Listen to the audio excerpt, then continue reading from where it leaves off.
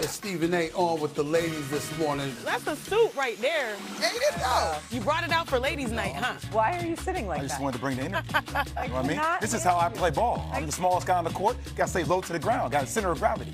It's ridiculous. No, it's ridiculous. Stop it. Put my chair. Yeah, come on up. There we go. It's not what you wear, it's how you wear it. So I'm here for it. Stephen A., don't get any ideas. I would not insult him by trying to emulate that, okay? The Jets are equivalent of cheese and meat stuck in a suitcase. You understand? The 90-degree weather, the stench that emanates from that franchise. You play to win the game. You play to win the game. Evidently not. Oh, no. I'm talking to I don't remember. I don't have it in front of me. This is what betrayal looks like. All right, I got some more things for you later on. You asked for it. Who do you think you are? Scarface, is that what you think you are?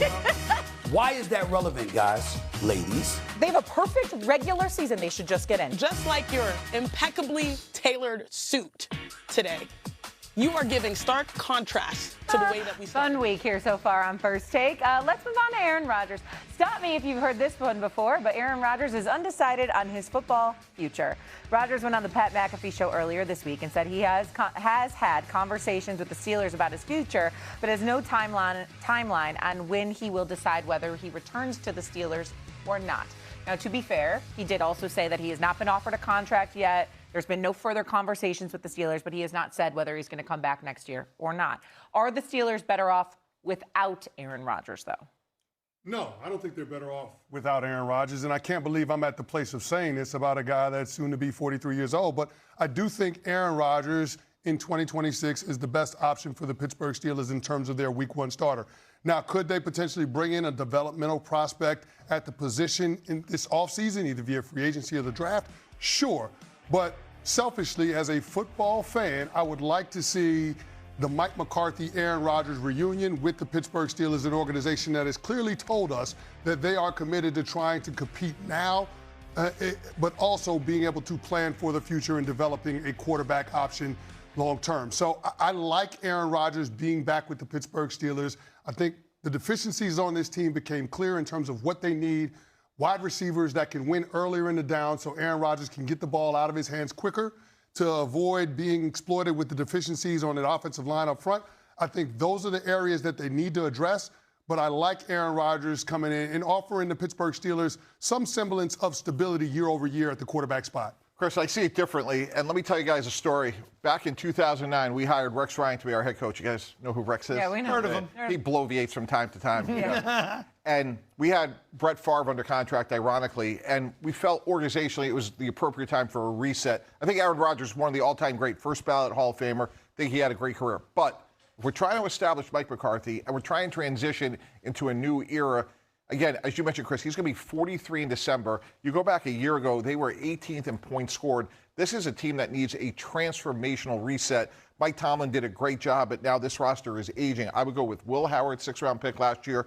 Maybe go sign a guy like Geno Smith, who's a great bridge quarterback. He just got released. And then look at the draft, and you look at that group of guys from Drew Aller, Garrett Nussmeier, somewhere in that middle group of third-rounders, probably not Ty Simpson this year, and just keep going until you hit on a guy. I just think at this point, even though Aaron Rodgers is probably going to play best on opening day, there's a great expression to me that applies here is he's going to stop progress. And I'm not saying that Will Howard's going to be this great 6th-round pick, but you have to go find the next one, and we're in year one of Mike McCarthy.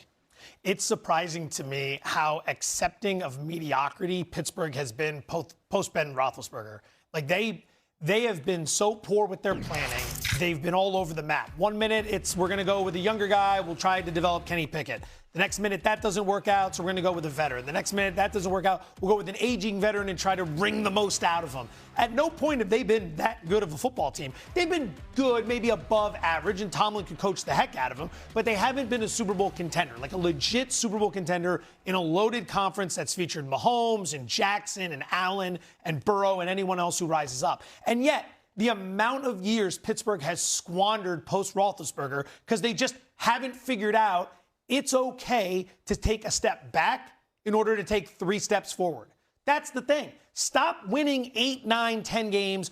Go out and bottom out. It's all right. You're not going to do anything. It's not accepting of losing. It's not going to hurt your culture. They're not going to do that. They're not going to do it. Then they can keep getting this result. They've been so accepting of mediocrity. You're right. They won't go do that. And they'll win 9 games this year, and then they will be right back having a conversation. Hey, maybe they can go get Kirk Cousins. Maybe Kirk Cousins can help them for a year as they continue to bridge this gap between not winning Super Bowls and not winning Super Bowls. Yeah, they stay on the treadmill of mediocrity, and it's because they won't operate in the extremes. Either you fork over the draft capital that it takes to get a franchise quarterback, which means moving up in the draft or trading for one, or you end up bottoming out, like you said, Joe, tanking and hoping that the incoming draft class is quarterback rich. But it's one of the two philosophies. I don't necessarily think that they've got a tank in order to get good. You see that with the Los Angeles Rams. Kansas City traded up for Mahomes. The Rams went a decade without making a first-round draft pick and played in 2 Super Bowls during that span. You just mentioned the Kansas City Chiefs moving up from 29-10 to take Patrick Mahomes in 2017.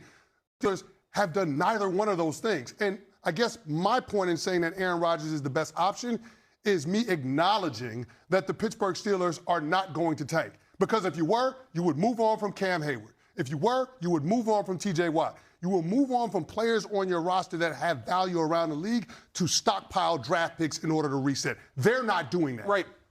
But here's what applies is if you have a Will Howard, he's going to get better as the season goes along. If you have Aaron Rodgers, he's going to get older. And at 43, the odds are overwhelming that he's not going to be the same guy in December that he is in September. I agree, they're getting old on defense, but to me, this is about what is best for the quarterback position for the next 3 to 5 years. And as much as I think Aaron Rodgers has had a great career, I think it's over, and I would move on. See, I just feel like he's lingering because he's going to come back. I mean, what do they have till March 11th, right, before free agency opens up? Well, if he's still undecided, are they going to get a quarterback? Are they not? Remember we did this last year with the draft? It feels like rinse and repeat from a year ago. 2 former Duke teammates are vying to be NBA Rookie of the Year, but should Cooper Flagg or Concaniple actually win the award? Last take.